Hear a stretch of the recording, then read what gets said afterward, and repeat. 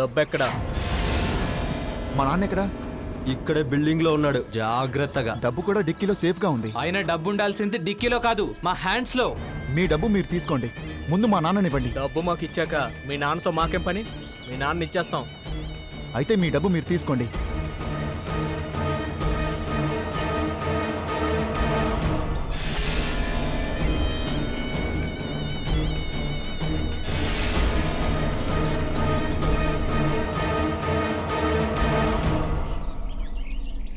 డబ్బులు డిక్కీలో ఉన్నాయి, తీసుకోండి.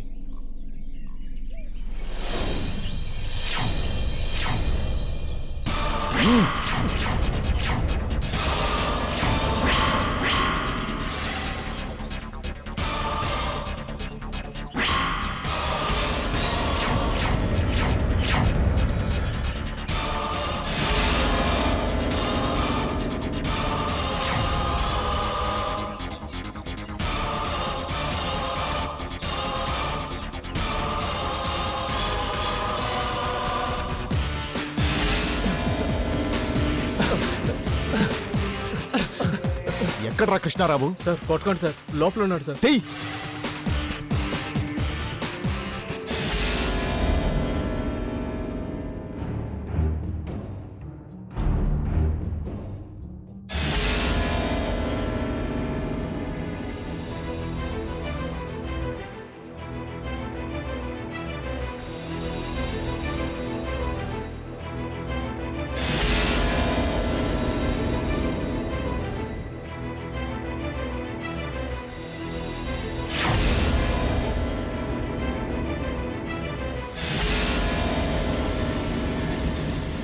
He's dead.